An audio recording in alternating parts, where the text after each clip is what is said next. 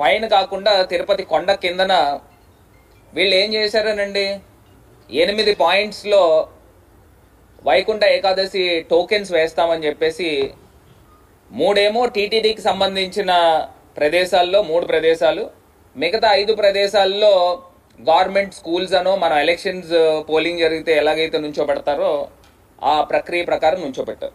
ఇక్కడ ప్రధానంగా పద్మావతి పార్క్లో ప్రజలందరినీ కూడా భక్తులు వివిధ ప్రాంతాల నుంచి వచ్చారు. వాళ్ళందరినీ కూడా తీసుకుని వెళ్ళి పద్మావతి పార్క్, అక్కడేమో బైరాగి పట్టడి అని ఒక ప్లేస్ ఉంది, అందులో టోకెన్స్ ఇష్యూ చేసే కార్యక్రమం. ఈ పద్మావతి పార్క్లో ఉదయం 8 గంటల దగ్గర నుంచి ప్రజలందరినీ కూడా దాని లోపల వేసేసి ఆ పద్మావతి పార్క్ గేట్ తాళాలు వేస్తారంట. ఎంత ఆశ్చర్యకరం అంటే, పోనీ తాళాలు వేసిన వాళ్ళు ఆ లోపల సౌకర్యాలు ఏమన్నా కల్పించారని అంటే అది లేదు. మంచినీళ్ళు లేవు, భోజనాలు లేవు, లేకపోతే చిన్నపిల్లలు ఉంటారు, వాళ్ళ పరిస్థితి ఏంటి? ఇది చలికాలము.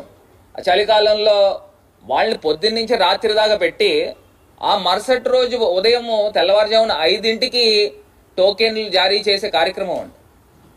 అసలు ఇది ఎక్కడ అన్యాయం అని అడుగుతా ఉన్నా. ఏదో సెల్లో వేసేస్తారు కదా, జంతువులను అన్నట్లని పట్టుకుని సెల్లో వేసేస్తారు కదా, ఆ రకంగా ఈ కుక్కలు రోడ్డు పైన తీసుకుని అన్నీ కూడా తీసుకెళ్ళి ఒక దాంట్లో వేసి తాళాలు వేసేస్తారు కదా, ఆ రకమైన పరిస్థితి కనబడుతూ ఉంది. అసలు నాకు ఒకటి అర్థం కాని అంశం ఏంటంటే, మరి చిన్నపిల్లలు ఉంటారు, మరి పండు ముసలివారు ఉంటారు, వీళ్ళందరి పరిస్థితి ఏంటండి? మీరా కాఫీలు కానీ లేకపోతే భోజనాలు కానీ ఏ రకమైన సప్లై లేకోకుండా అందులో పెట్టాల్సిన అవసరం ఏంటి? ఇప్పుడు అక్కడ ఉన్న ప్రజలు కూడా నాకు తెలిసి 4-5 వేల మంది 5,000 మంది ఉన్నారనేది మా తాలూకా ఇన్ఫర్మేషన్. వచ్చిన తర్వాత మీరు ఆ మాత్రము క్రౌడ్ మేనేజ్మెంట్ చేయలేని పరిస్థితులు కనబడతా ఉన్నాయని అడుగుతున్నా. ఒక పక్కనేమో నిన్న చంద్రబాబు నాయుడు గారు రివ్యూ తీసుకుంటే ఆ రివ్యూలోనే టీటీడీ చైర్మన్, అదేవిధంగా ఆయన ఈఓ గారు, వాళ్ళిద్దరూ కూడా ఒకళ్ళ మీద ఒకళ్ళు నిందలు వేసుకుంటున్నారు. ఒకరికొకళ్ళు పడట్లేదు, సమన్వయ లోపం ఉందని చంద్రబాబు నాయుడు గారికి తెలుసు.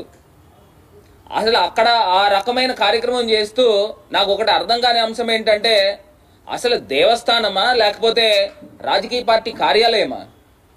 అసలు అక్కడ ఆ రకమైన ఆ ప్రక్రియ ఏంటండి? నాకు అర్థం కాల.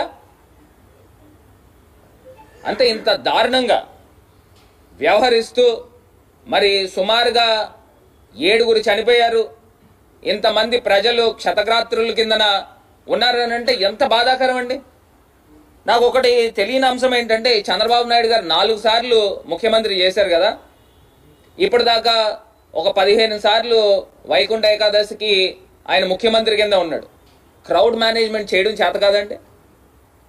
క్రౌడ్ మేనేజ్మెంట్ చేయడం పని మనకు చేత అవ్వదా? ఇదే రాజమండ్రి పుష్కరాల్లో 29 మంది చనిపోయారు. ఎవరి గురించి చనిపోయారు? కేవలం చంద్రబాబు నాయుడు గారి పబ్లిసిటీ గురించి. అదే చంద్రబాబు నాయుడు గారు రాజకీయ సభల్లో మొన్నటికి మొన్న అది ఏం చేశారు? కందుకూరులో 3 చనిపోయారు, ఇంకొక చోట 8 మంది చనిపోయారు. చీరలు పంచుతున్నాము అని రాజకీయ మీటింగులకి రప్పించుకుని అక్కడ కూడా స్టాంపేడ్ జరిగిన కార్యక్రమం. మరి మొన్న తిరుపతిలో మరి 7 చనిపోయారు. దీనికి ఎవరు బాధ్యత వహిస్తారు? ఈయనేమో పవన్ కళ్యాణ్ గారు, డిప్యూటీ సీఎం గారేమో ఆయన క్షమాపణ చెప్తున్నాడు. ఆయన చెప్పి ఆయన డైరెక్ట్గా ఆయన తిరుమల తిరుపతి దేవస్థానం బోర్డు పైన డైరెక్ట్గా మీరందరూ చైర్మన్, ఈఓ, మీరందరూ కూడా వెంకయ్య చౌదరి అన్న ఆయన మీరందరూ క్షమాపణ చెప్పాలా అని ఆయన చెప్తున్నాడు. ఆయన చెప్తుంటే ఈ టీటీడీ చైర్మన్ గారు ఆయన ఏం చెప్తున్నారండి, నాయుడు గారు, బిఆర్ నాయుడు గారు ఏమంటున్నారు, ఎవడో క్షమాపణ చెప్పమంటే నేను చెప్పాలా? ఒకవేళ నేను క్షమాపణ చెప్తే చనిపోయిన వాళ్ళు తిరిగి వస్తారా? అసలు ఇదేం మాటలు నాకు అర్థం కావట్లా.